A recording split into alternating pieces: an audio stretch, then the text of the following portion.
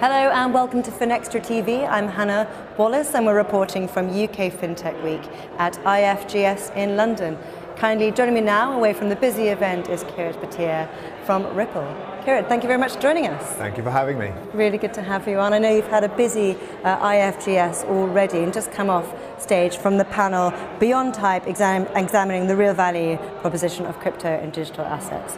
A really interesting one and at the heart of a lot of discussions over the course of the event. So eager to hear what was covered on stage because I know the session would have cut through the hype and looked at areas where we're seeing real tangible value. So what was the conclusion? Yeah, so look, I think the big conclusion was, we Ripple have been around for 10 years in the crypto space. Number one, 5 years ago, having crypto on the stage, having the ex-UK Chancellor talk about his enthusiasm for the space, having the FCA, everyone here, really working with the industry to make that happen, tells you, firstly, there's something real, something very tangible here, right? It's not all the noise that you see in the headlines. For us, Ripple, we've been solving real world issues using the technology. So one we're most famous for is building the cross-border payment network using a digital asset called XRP over a decentralized ledger to solve that problem. Now, what is the problem, right? If you try and transact money today from across borders, it's expensive, it's slow, and it's not transparent, right? The traditional industry talks about 7-8% as a good number to take out of a cross-border transaction flow. Well, that is a huge number. When you think about hardworking people at different ends of the social spectrum, sending money home, $100 home, you take out $8 out of that, that's a week's worth of grocery from somebody, right? That's a real tangible use case. We've built a network on blockchain, digital assets, clears into 40 markets, cleared 10 billion last year, we're probably going to double that this year, and we power on, right? And so the discussion is really around, okay, we've solved one problem with traditional financial infrastructure. What other problems can we solve?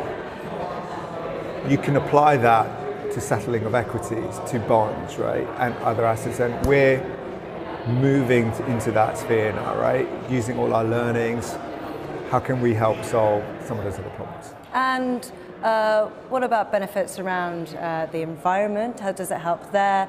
You've touched on benefits for society and a bit about the economic benefits, but yeah, environmental, that's an interesting one. No, that's a great one, actually. It's something you don't hear the industry talk about a lot, but it is now coming up, right?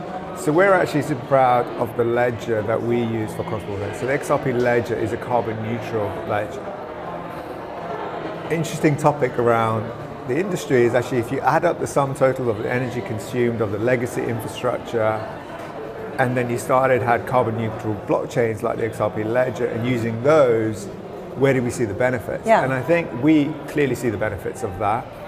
Has anybody measured it? I think it hasn't, but I think that's going to be something we see coming.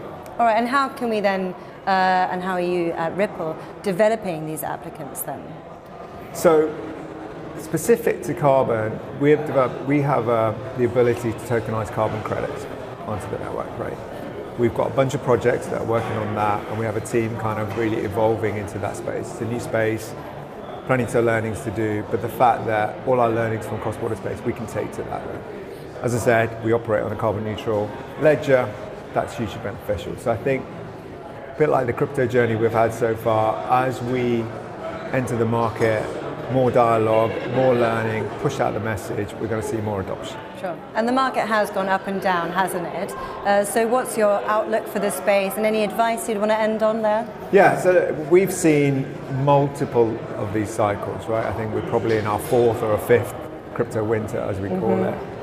We've held steadfast on the view that if you build and you solve real world problems, you'll be okay. We're super fortunate that even throughout this cycle, we hired over 350 talent into the company.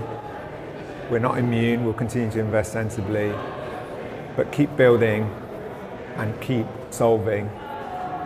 That's our motto. Wonderful, some good advice to end on there as well. Well, Kirit, thank you so much for taking the time out of the event. I'll let you get back out there, but thanks for your time very much. Thank you.